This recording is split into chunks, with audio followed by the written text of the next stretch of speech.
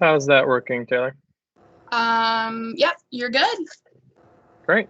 Yeah, well, thank you for joining me today, guys. Feel free to ask questions at any point during this presentation. We'd love to have a conversation.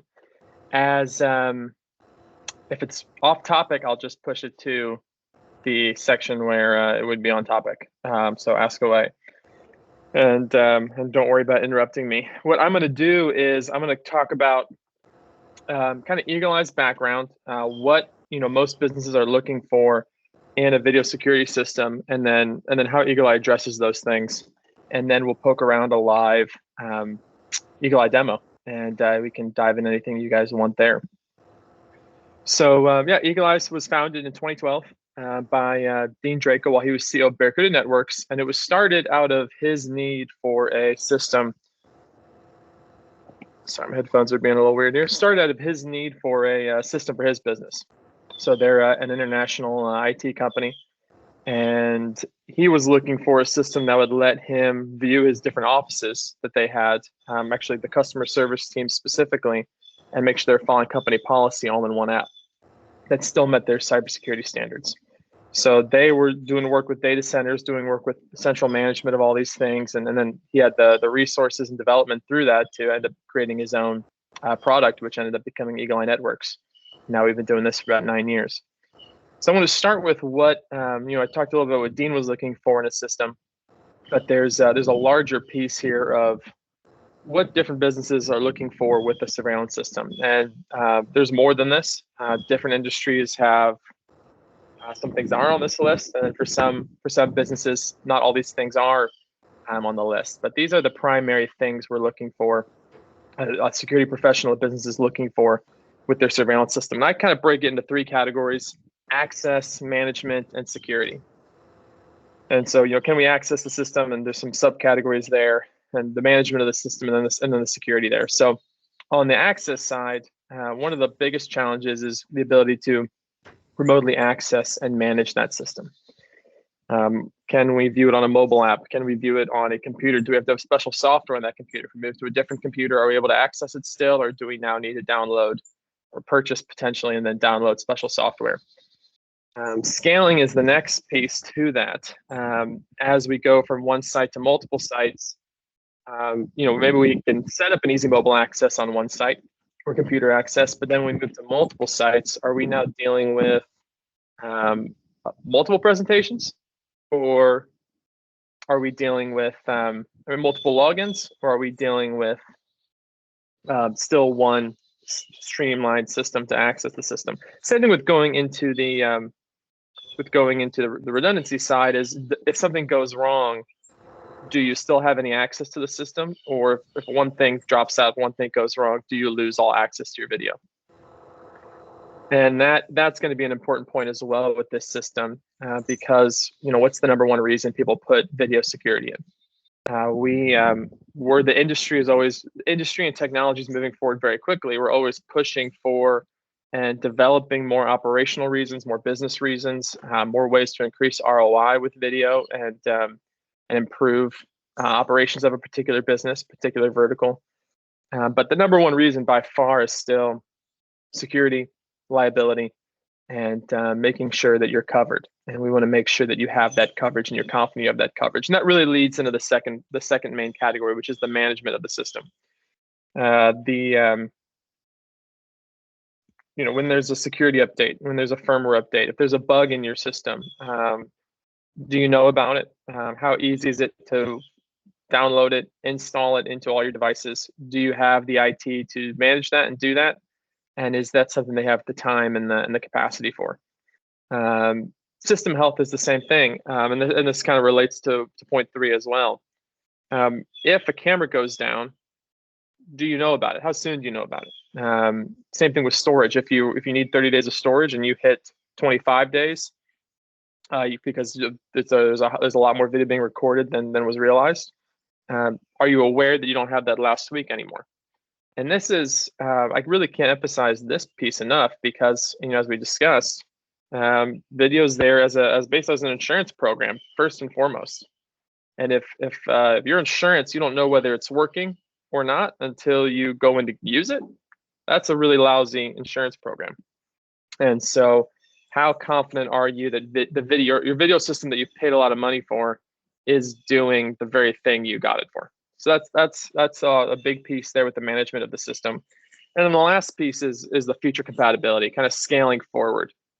As technology progresses, as browsers change, as the way we interact with things on the internet changes, are you still able to access your system? Is your system something that is going to work for you into the future?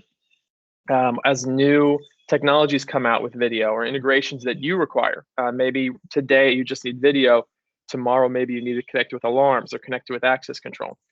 Is your system something that will be able to grow in that regard? Or are you going to have to have this conversation all over again? Or with the compatibility piece, I was working with a big mall where their system relied on Internet Explorer. And back in 2013, that wasn't a big deal. But Internet Explorer doesn't really exist anymore. And their access and management of their system was they just didn't have it anymore. So is your system going to stick you between a rock and a hard place? Or is it a system that can grow and scale with you?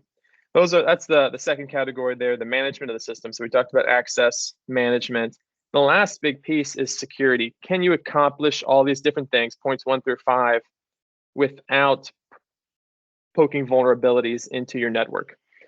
And I'm sure most of you are aware of how important cybersecurity is. That is more and more becoming common knowledge and a common experience. I still talk to people who don't understand the connection between a video system on their network and the liability that comes with that vulnerability. In the case of Target, that was a big famous one from a few years back. It was actually their HVAC system that created the vulnerability that let access into their network. But 60% of cybersecurity attacks are not targeted towards huge brands, they're targeted towards small businesses. It's not necessarily Russian hackers or some organization that says, oh, this small business is what we're going after. There's bots, malware, things crawling the internet, not people, but programs crawling the internet, viruses crawling the internet, looking for holes into networks and then what they can take advantage of there. And it's not the video, it could be the video, and it could be at the least, what do I say? Not the least worst case. What's the best case scenario is your video system gets infected and you have to buy it again. You have to replace everything. That's the best case scenario. Worst case scenario, cybersecurity challenges can put companies out of business because of the liability can open them up to. That was a huge piece for Dean at Barracuda because they were starting with the cloud with different things, not video, with email servers and other IT related things. Cybersecurity was foremost. And in starting Eagle Eye, cybersecurity has also been foremost, and I'll address that as well because we need to be able to give you all the access and management you need to your system without creating liabilities for you. You're putting a system in to protect you from liabilities. So I'm going to start with how Eagle Eye, answers these things, accomplishes these things, and start with the access to the system. So Eagle Eye, all access is through our cloud. So we have devices. We have a couple different devices that allow you to store your video in the cloud or allow you to store it locally. And there's a pros and cons there. We can store it locally and use less bandwidth. We can store it in the cloud and provide a higher level of redundancy and reliability. But in any case at all here, the access is going to be going through our data centers and to any of your users. And what's cool about the system is it's done through the browser and the mobile app, which I'll show you. But there's not a special software license you have to purchase, not special things you have to download. As you say, you have 2 users today. If you have 5 users tomorrow, there's no additional licensing here or charges on this side. And as you need to scale, whether it's adding cameras, adding locations, your system scales without you getting bumped into, say, an enterprise, a multi-site package or a different package where now you just need to add a couple cameras, but you got to jump to the next level. That's not the case with Eagle Eye. With Eagle Eye, it's per camera, and you can have one site, you could have 100 sites, and there's no difference in your ability and access here. Really, the whole idea of Eagle Eye is really democratizing what we're doing through video most of the pieces we talked about, access management, security, are things that larger companies, larger corporations have been doing with their video system for years, and just paying a lot of money for a lot of different programs to accomplish it, for corporate networks and private servers, and for IT teams and security teams to manage it and run it and make those things happen. And it's been possible. It's just been very, very expensive. And Eagle Eye is able to accomplish all those things through the cloud we own and operate. That gives really our smallest mom and pop shop has the same security and access and scalability as our largest corporation. And because the cloud makes those things easy. One last point here, the technology of the system is also scaling into the future with our customers, our users. So you're not buying a 2021 system. Our customers from back in 2013 didn't buy a 2013 platform that now they've got to purchase new and greater access to start using our newer technology. Our system is constantly updated, and all our users get the latest software and the latest updates. So our customers in 2013 are on a 2021 system today, and in a few years they'll be on a 2023, 2024 system, because we're bringing our customers along with us and growing with them.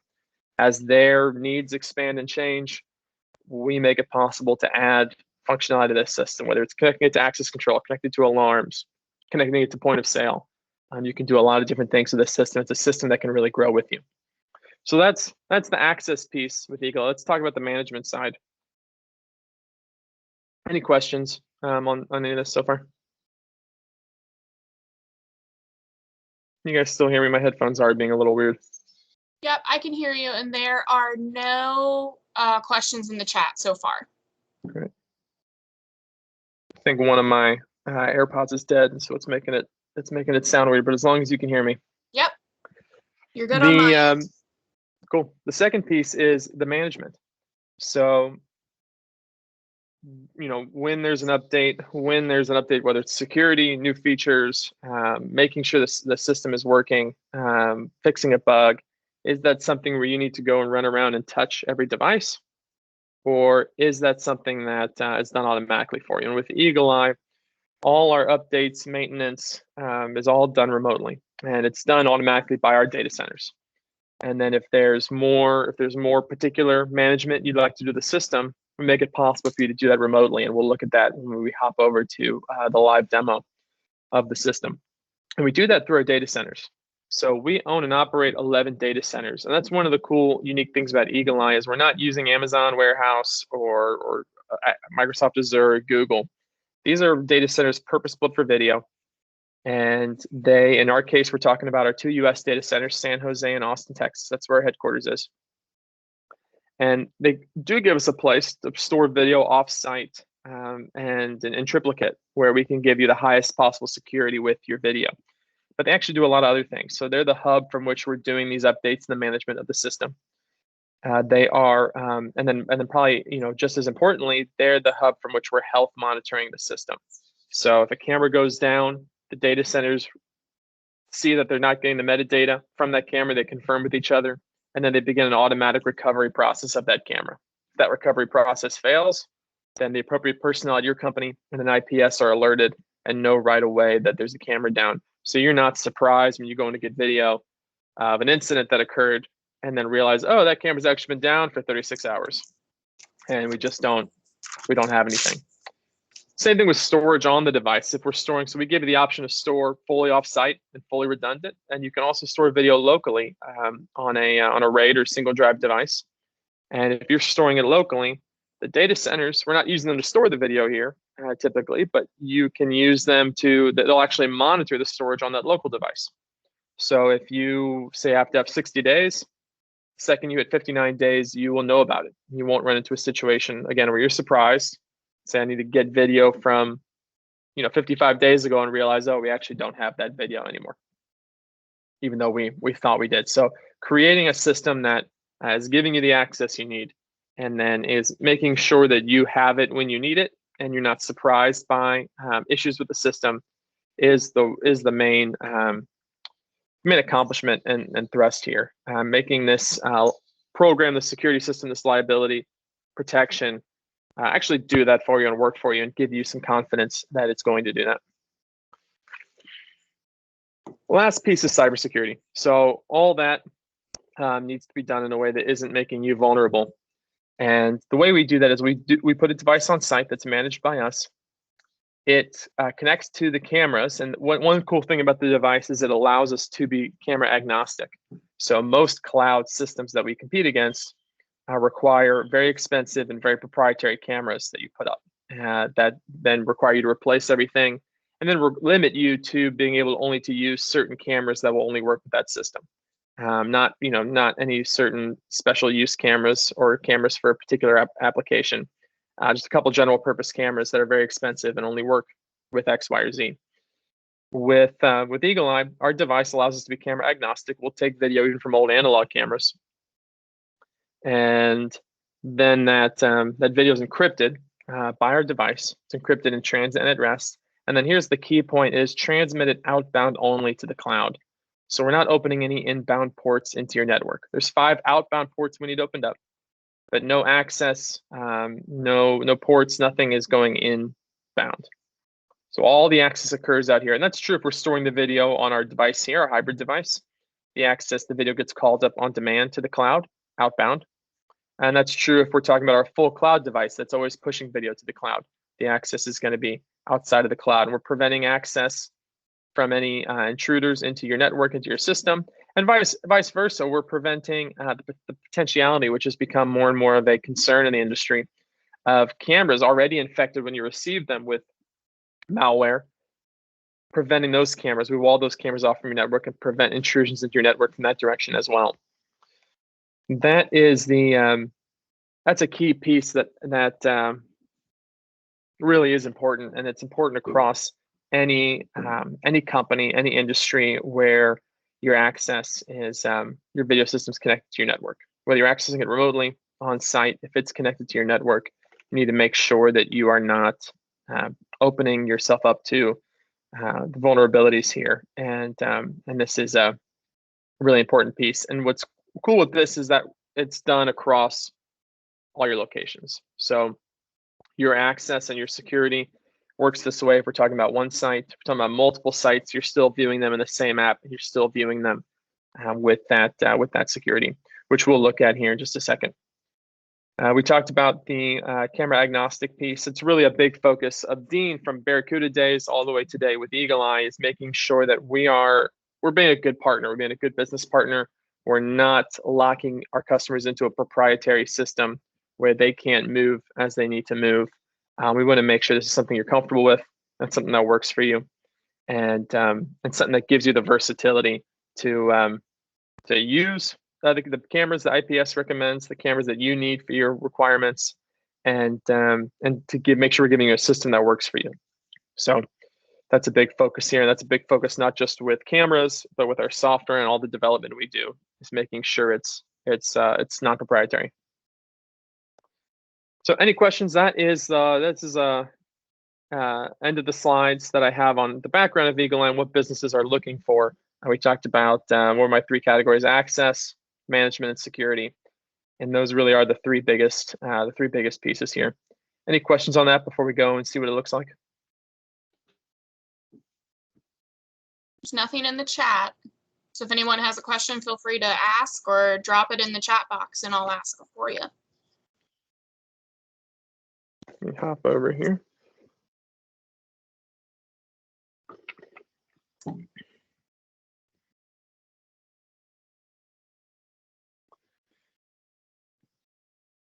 So typically I start with showing video, and then we look at the management of the video and some other pieces here. And what happened was I'd start with the interesting stuff and then go to the boring stuff, and then we'd come back to the interesting stuff. I'm going to do it the opposite way today. We're going to start with the boring stuff, the cool stuff, but the management side, not actually looking at video, and then we're going to come into the video. So let's start with the dashboard. The dashboard is where your system is managed from. And if we look here, this is a summary of the different devices, the different cameras. We can shortcut to what's offline. And then the shared cameras. You can actually share cameras with other Eagle Eye customers if you want to give them access to maybe a particular outdoor camera of yours, or if you want to receive access to a camera they have on their building that's actually pointed at yours. You can share these cameras across Eagle Eye accounts. This is a summary here, but then we can come down here and look at every device and every camera attached to those devices. We can power cycle the cameras. We can control and throttle the bandwidth of our device and how it's interacting with the available bandwidth you have. And we can manage the settings here in these systems and VPN into the cameras. One thing I'm going to show you here is that all these different devices are actually all across the world. We've got Amsterdam, where our European office is, a camera in Australia, a couple of cameras in South Africa, and then the majority of the cameras here in this demo are in Austin, Texas. Some at the Eagle Eye headquarters, some at Friends of Eagle Eye. There's a marina, but they're all here. I use this map. This is a map you can use. It's a Google Maps integration that you can use in your Eagle Eye system that allows you to kind of view your system geographically. What's also cool, I use it to show kind of all the video we're centralizing, but you can also view the video geographically here if you wanted to, and kind of in relationship to each other. This is actually a tall building, and we can say, let's pick the cameras on floor 8, and then we can actually view the thumbnail image from here. And we can actually go and make it larger and view the video right from the map, which is cool. But we'll come back to that. Let's look at the users. So the users are all managed centrally. You can remove users across all your sites with one click, add a user with the different permissions you want to give them from one place. You can control when he has access. You can control which cameras they have access to. You can control which layouts they have access to. Maybe you want them to only be able to view your Dayton office, or maybe you want them to be able to view the lobbies across all your offices, and you can give them that access with a layout. And then you can control what video they can view. Can they view live video? Can they view historic video? Can they download video or not? Do they have access to the archive? That's an important piece here that we'll pull up. The archive's a very cool feature here. And you can also control where they have access. Maybe you have employees that you want to be able to view video when they're on the clock at the building, and you don't want to give them the same access at home. And so you can both use time-based permission to make that happen. You can also use IP-based location access to make that happen. The last management piece here is the archive. The archive is a hub we provide here in the system that allows you to store important clips offsite. And so with Eagle Eye, maybe you have your cameras stored locally for 30 days. Maybe you have them stored in the cloud for 30 days. And that's just the raw footage. And what you can do is up to, in the cloud, you can store up to 5 years of video, of raw video footage. But maybe you have a clip that you want to store longer than that subscription, and you want to share it outside your organization. We enable you to clip that video and save it in a central folder system here in the archive, and hold on to it indefinitely. So you can have this video for as long as you want, and have it centrally, have it backed up in 2 locations in triplicate. This video is copied in San Jose and Austin, so you'll always have access to it, regardless of what happens on site or in either of those cities. And it'll also allows you, this is the key piece here, not just to view it and access it centrally, but it also allows you to share that video outside your organization very easily.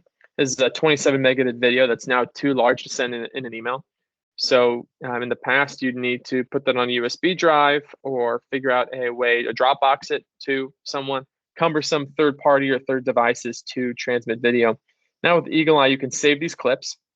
You can share a clip or share a whole folder with a link. You select when it's going to expire. You copy and paste the link, and then you can send it to insurance, to the police, to an attorney, and allow them to view and download that video very easily. So that for customers who need to pull video a lot, to save video long-term and then transmit it, this has been a very life-saving feature. So that's the management side of the system, managing the cameras, being able to see what's working, be able to power cycle and adjust settings on what isn't. Actually, I didn't go into the settings. Let me do that last, and then we'll hop over to viewing the video. So if I click the settings tool here, we're looking at the camera. We can tag it with different tags. We can see the notes on it. We can give it different layouts. And then we can choose retention on that camera. So this is a CMVR. It's given them the option for on-premise storage and the option for cloud storage. And so they can set how long they want that individual camera to store on site. And it can be different than the default they gave all the cameras. and they can choose how long they want to store that video in the cloud for. And what's really cool about this is how scalable it is. When you're storing video in the cloud, it is what that amount of time you pick is. It's not a specific number of terabytes. It's not a specific number of hard drives you've purchased. If you say, hey, I've got to have 30 days, then you will have 30 days in that cloud, regardless of how much data you're sending to Eagle Eye. We're going to make sure you have 30 days, and we're going to dynamically allot storage to you to make sure you get that 30 days, whether that camera is just recording for 5 hours a day, whether that camera's on 24/7. And that's a key piece here. The other piece is that as your needs change, if there's regulation that comes out that now requires you to have 60 days, if you maybe you have 90 days today and you realize, I really don't never need to go back that far, you can, with a click of a button, change how long you're storing that video. And that makes your ability to scale very convenient and easy. For some industries, it's critical because the other option for them is putting in hundreds of thousands of dollars worth of equipment that either they may not need next year, or they may need to double next year. And they don't really know exactly how laws, regulation, and the needs of their business are going to change. And this gives them that ability to scale very quickly and easily. The control camera resolution and camera settings here. Are we recording on motion? Are we recording 24/7? What kind of bit rate and resolution are we running that camera at? And then we have some analytics here with the system. I'm actually going to pull up a different camera and show you how you can use the analytics to both mask areas of motion that you don't want to trigger camera recording. And you can also use it to send alerts when there's motion in a particular area at particular times. So we can look at that as reviewing the video. And then power cycling the camera is as simple as coming here and power cycling it with an Eagle Eye switch. So that's the management of the system, the access, setting up users, and being able to control exactly what they have access to. It gives whoever's adminning your system, it gives them the ability to really control and manage your system, make sure it's working for everyone, that everyone has the permission and the sites that they need. It's not cluttered with them. If they're in charge of one office, it's not cluttered with them of all the other offices. And it allows them to do that from anywhere. They don't need to come on site and set up users on each device or location. They can do this. They can even do this on their phone, actually. We'll pull the mobile app up last. Let's hop over to actually viewing the video if there's no questions there. So we looked at the map. These cameras are, this is Amsterdam right now. This is a parking lot in Australia. Keep waiting for a kangaroo to come across here, but they picked the parking lot, and that's what it is. Maybe we'll get the Outback eventually put in here one of these days. We've got the office space in here, a lot of different locations and cameras, parking lot. And we're able to centrally view all this video from Austin, Texas, all the way. This is the backyard of our South African rep. And we're able to view the video really seamlessly across all these different locations. Let's hop into a specific camera. Maybe we want to view a camera live. So we can double click on that camera and pull up the live view on that camera. Very quickly, the way we work with our purpose-built data centers, our data centers purpose-built for video, really eliminates a lot of latency on this. So you saw how quickly that video pulled up, and I was concerned about that because I'm not on a great internet connection here, but it still pulled up very quickly and just fine. And that's one of the things Eagle Eye gets very high marks on, and that's because of the way we're able to manage our system that we own. You're not paying us to go rent from Amazon. These are data centers we own and operate. The other piece here is doing historic video. So, the other piece I was going to say is if we're viewing video locally, ask me that. Tell me that in the question that viewing video on site, maybe you have a lobby or a security guard or a receptionist that you want to view video instantly, and you don't want even the couple seconds of lag that happens when that video goes up to the cloud and comes back down on site. Eagle Eye actually has a couple ways of eliminating that as well, so that an on-site viewer, when we're viewing from the cloud, if there's a 2 to 5 second lag on what's happening here versus what's happening on site, really doesn't matter. I'm in Maryland. This guy's in Austin, Texas. That 2 second lag doesn't matter. If I'm sitting where he's sitting, a 2 to 5 second lag can make a system unusable. So we have actually a couple different products, a couple different settings and a product that actually eliminates that lag. So if he's got a monitor set up here with video, he's seeing that video instantly. Let's look at historic video. That's another piece here, being able to go back and track the video we want to watch. And we'll do it, actually, we'll do it right here on this one, this other view, so we can see his friend coming in. So what we're looking at here is we're actually looking at a preview stream, and it's a low res stream that we record 24/7. It accomplishes camera metadata. It gives us this nice quick loading view to see, where we're at in the video, and then we find the piece we're looking for, and then we can hit play and watch the full resolution of that camera. And that's what we're seeing down here at the bottom. The blue color is full res, is when there's motion and when there's full res recording. And you can always set a camera to record 24/7, but this is the typical default. The camera records full res when there's motion and records that low res stream 24/7. And we can actually look at a high period of time. Maybe you're scanning over the last night or a couple days to see when there has been motion. So we can change this time to 2-hour sections. And we're seeing the effects of my slow internet here, but we loaded right there. And changes to 2-hour sections and see, when was there. Let's go to late at night. You know what? Actually, this camera, you see how it's always motion on there, and I know exactly why this is, because that screen right there is always playing, and so this camera always thinks there's something moving, and they didn't mask that off. I'll show you how to do that and prevent this from happening. See, that's moving, and this camera thinks there's motion. What we can do, though, is we can use these different time settings to go and look for when there was motion last night or when there was motion over the weekend, and then go view that video. And then if we wanted to save a chunk of time, we can click save. We can adjust these bars, select the time here, and then you can download that video as an MP4 file on your computer, standard video format, or you can archive it in the cloud and save it in that archive that we looked at. Let's look at creating. So if I come over to this one, they actually have set this up. So there's that large screen there. We can go to motion, and they've actually walled that screen off with a mask. So we are still recording that screen, right? We pulled up the video and we're looking at it, but the camera's not triggering motion recording every time that screen changes, which with the other camera that was capturing the side of it, it was. We can do the opposite as well. We could say, actually before COVID, they had a beer fridge in this building, and they had it walled off here. And then instead of masking it off to not record motion, they had a alert set on this, and a guy named Quentin would get an alert anytime anybody went near the beer fridge. And you can set when that alert goes off. You can set when you arm it after, how many alerts you want to get in a period of time, and etc.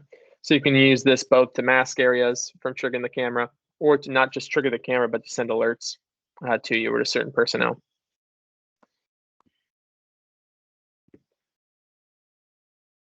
So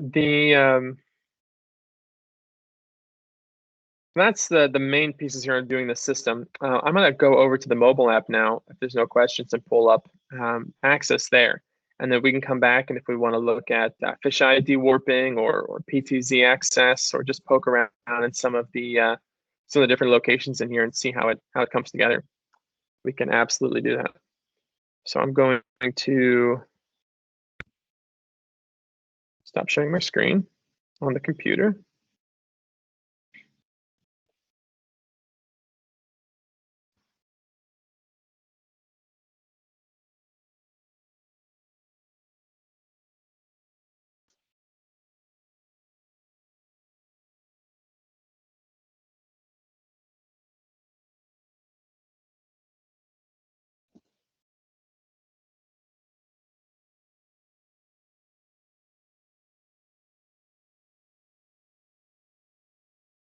Taylor, if you see me request permission to join from my phone. Nothing's come through yet. Yeah, we hit it again.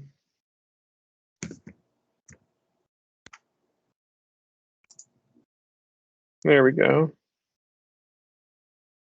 Up. All right. You should be in. I'm in. Thank you. So now I'm going to share my screen.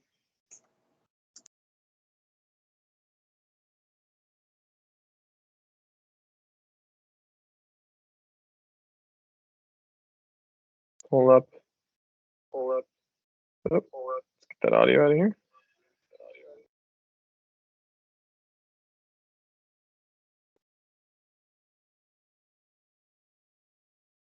Audio off. All right.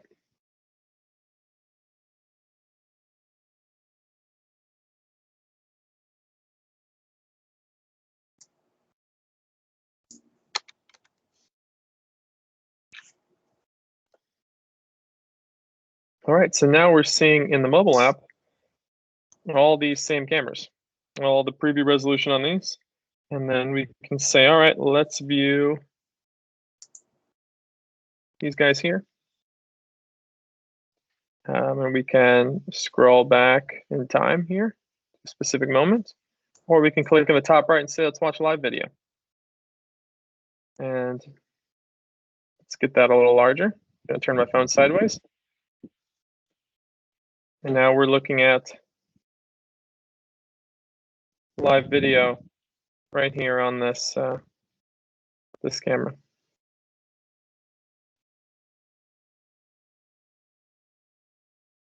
It's a little, I'm looking at it on my computer. There's a little lag over Teams, but you can tell it's very fast. And actually, what's one of the goals of their app is 100% functionality in the app. So you can actually do the same management of the system here in the dashboard. You can control users here as well. So for an IT with a lot of wearing a lot of hats with a lot of jobs to do, this allows them to, right from their phone, right from anywhere, be able to accomplish some of the things, the management sides with the system. You know, we can see the map of the different cameras here in the mobile app. And then we can actually control even everything down to the different analytics occurring here. We could say, all right, let's go view, let's view Amsterdam right now.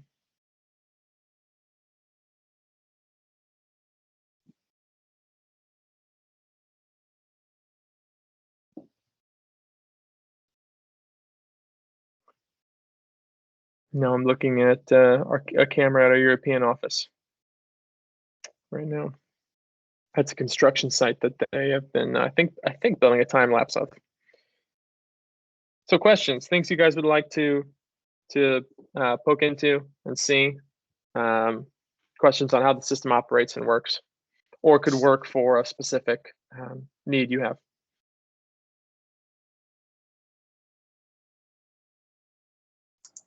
Don't be shy. Yeah, this is Scott with Bethany Lutheran Church, and we have this system set up in our church, and we were able to cut and paste, but I think from what you were saying, it showed how we're recording our services and put them on a website, a link like YouTube or our Facebook page, so that we can reach out to the people that cannot make it in. And we're having a little bit of difficulty with that. Can you go over that portion again? Of the access, setting users up? No, the portion. Here's what I would do with that, and I couldn't show it, but we actually have an API guru here, and he has a blog all about using our API, because we publish our API. You can develop stuff with it, you can work with it. Other companies develop integrations with our system through that API. There's no charge to work with it. And his blog actually details how to use our API to put one of these streams on a website. So you could, it's not inside the app, but I can certainly link IPS to the blog and give you access to that, and it'll help, your AV guys. Yep. Set that up. Yeah, absolutely. And then you can put a stream on your website. You can certainly connect an external mic to one of these cameras to get that crisp audio. Yes, you have that up and through there. Yep, and that works like a champ. Yep. Yeah, thank you. Yeah, we'll let me make a note here, and I'll get that info over to IPS, and they can connect you and my team as well. Any other questions? Anything anyone wants to see specifically? Anything you want us to go back and review? Oh, we've got a question in the chat. Had someone stop in my office, so maybe I missed it. We will be using this in our cache room. Is there a setting or way to get notifications via email or push to phone? Yes. Yeah, great question. Let me, I touched on it briefly. Let me pull it up again though here on the screen. So you can set more specific analytics as well to count objects or count people when they've stood in a certain period of time for a couple minutes. Mhm. But motion is kind of our do everything app that we kind of start with. But And with they this, you can clarified set when it. it detects activity. So I'm sorry, say again. they clarified to have the alert sent when it detects activity in the room. Right. Yep. So you can set a region of a room. You could set a whole screen of a camera, and then you can set the sensitivity here and the object size you want to get alerted on. And then, whatever this is, I made a weird shape in there, but we could make that a little more organic. And then you can set up alerts. You can set when you want those alerts to come. Is it non-work hours? Is it work hours? Is it the weekend? Is it 24/7? You can set it when you want it to arm after, and who's going to receive those alerts. And those alerts come when there's an alert. It comes to email, and it's a push notification on the app. And then you also have the additional ability to do email to text. And so you can set up an email text user for yourself that will actually text you that alert when it occurs, which I think is probably the for sensitive things. That's the quickest way to do that. Yeah, no, that's great.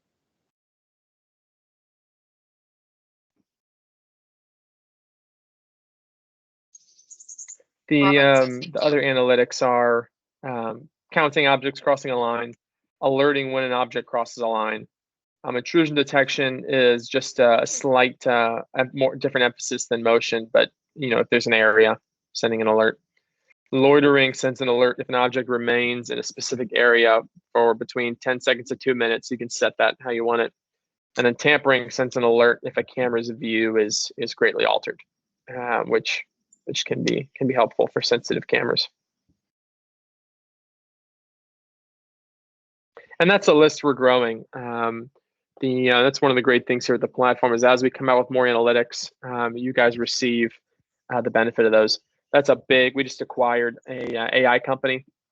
We're going to start building their AI analytics into our platform, and that's going to put some very cool new things into this platform that I look forward to showing you guys. Another cool thing here is a fisheye camera. I don't know if you guys are familiar with the difference between fisheye and 360s. They sound, but if we pull up, this fisheye is actually a teardrop shaped lens that's sending one stream to us. And it's not super usable in this orientation, but we can actually de-warp it into a flat screen. We can actually save this flat screen to show up as one of the viewports over here, and basically use that single camera to basically replace multiple cameras in a small room and cover a whole area with one cable run and one camera. So very cool technology. As we get to further distances, the fisheye becomes less effective because it is that one lens, and when we get to the edge of its usableness, it's not as effective on a large room. And that's where a 360 camera can do a similar thing, but give you a higher resolution for that. So a 360 camera isn't a single lens like this one is. A 360 camera is 4 different lenses in one housing. So you run one cable, but you actually are running 4 cameras at that one location. And that 360 camera gives you the ability to create, say 4 different views from that single, you have 4 different lenses. I'm using a fisheye to demonstrate this, but basically I have 4 different lenses doing different things. Or some of them actually create a stitched view that is more similar to, maybe this fisheye or a panoramic style view. But the advantage there is that those lenses can be set to view further distances. And so you can cover a larger room with those than you can cover a larger room with better resolution than you can cover with a fisheye. But that's a cool technology. And the de-warping really allows that camera to now become usable and take the place of multiple other cameras you would typically put into a location.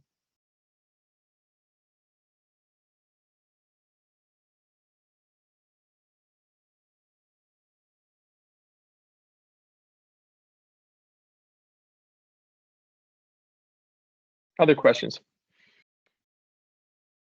Taylor, anything you or Tim, anything you'd like to add or like me to go into that I haven't gone into? Nothing that I can think of. Does anyone else have any questions or anything that they'd like a little repeat on?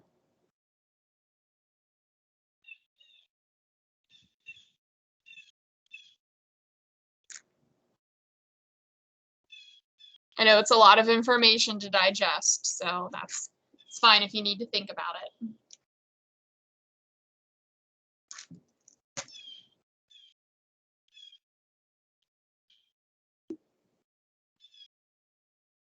All right, well, I've got nothing else in the chat except what we've already covered. Great. All right. Well, thanks for having me, guys. I am, we love working with IPS. We have a great partnership with them, and they can answer probably most of your questions. But I'm also happy to they can bring me in to Scott, if you want me to talk more to some of your other team members, or if there's more specific questions, talk to Tim, Taylor, Paul, wherever your contact is at IPS, and they can probably answer your question, or they can set up a call with me here at Eagle Eye as well. I come out there pretty frequently to Ohio, and happy to meet or dive into more detail on this. Perfect. And yeah, Scott, I'll get that link and I'll include that. I'm going to email all of our attendees just with a follow-up, like I said, to get you your thank you gift card. And then I'll follow up with the link to the blog, and then a link to the recording in case you want to go back and review anything or share it with any coworkers who weren't able to join us today. And then you'll have my contact information. That way, if you guys have any questions, you can reach out to me. And if someone here in the IPS team can't get an answer for you, we will definitely loop in Eagle Eye to get you what you need. So if there are no further questions, then that concludes our webinar for today. We'll get you guys out of here about 10 minutes early. Thanks, Taylor. So thank you for joining us. Thank you. Bye. Bye, everyone.